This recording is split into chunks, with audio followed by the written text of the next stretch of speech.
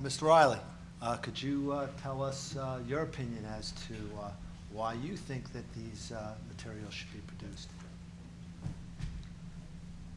Given the lateness of the hour, let me tell you that I've only got a couple of points, and I'll just string them together. Take your if that's time. Okay.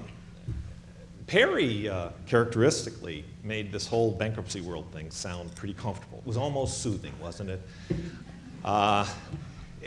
I particularly liked the part about how everything was so much better, and the best part was that everybody who's not in bankruptcy has seen their balance sheets improved. Now, I don't know who you talk to, but the people I talk to don't think their balance sheets have improved recently. As a matter of fact, the seismic shift that has taken place with respect to our economy touches us too.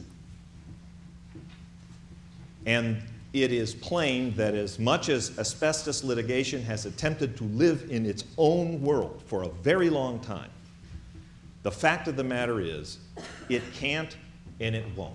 And the resources available to deal with the asbestos litigation problem have fallen dramatically with the economy. That's just how it is. And we're going to have to figure out a way to live in a litigation world that's constrained by dramatically reduced resources. And I'm not limiting myself to companies' resources. We all know what's happened to the market cap of defendants, particularly those such as one I represent, don't have any insurance. But if you take a look at the insurance industry, they've taken the same beating economically. So we live in a world of diminished resources, period. It's just immutable at this point.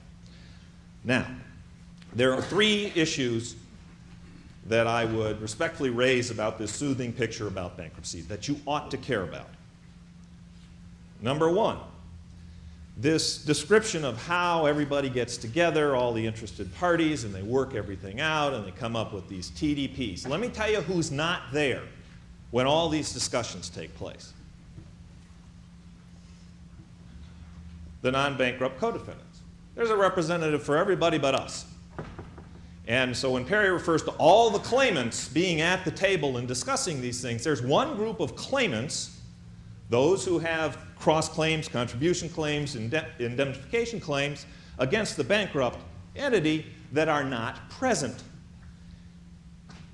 And recently, because it won't surprise you to hear, occasionally I'll try to show up and say, well, wait a minute, we got some issues here that we think that the bankruptcy court ought to consider before it confirms this plan, this trust disposition process. Recently, the plaintiffs have actually objected to our objecting. We can't even come in, according to the plaintiffs, and suggest as a claimant, as a co-defendant with a contribution claim, that we might have a point of view about how these various provisions work. And interestingly enough, in the THAN bankruptcy, T-H-A-N, T-H, agricultural and nutrition, bankruptcy court actually agreed. Said that if you have a trial court that has a procedure for cross-claims and counterclaims to be filed among co-defendants, and they're deemed, and we don't have to file a lot of paper, the bankruptcy court said, well, I don't see any cross-claims here. I just see an administrative order. Do you have any relationship to this bankrupt party? So yeah, we were alleged joint tortfeasor. We're subject to joint and several liability. They said, well, that's not good enough. You don't even have standing. You're not in the room. You can't even object. Now think about that. Let's talk about the procedures in these TDPs that might have a serious impact on a non-bankrupt co-defendant in a tort case. Secrecy is one of them. The plaintiff's lawyers got together and decided we would like to declare all the submissions to the bankruptcy trust to get the money, which include information about my exposure to the products of the bankrupt party, secret. They're secret. And Rob has made the argument for why he believes they're secret. Now, I'm happy to say Rob's argument has lost every place that I'm aware of that it's been litigated, including an appellate decision in California. It seems that the civil courts don't believe that if you are alleging you have a single indivisible injury and you make a sworn submission that says I was exposed on these occasions to these products manufactured by the bankrupt entity, they don't view it as secret.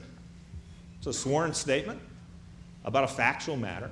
So I think, respectfully, Rob, that that argument has failed and will continue to fail.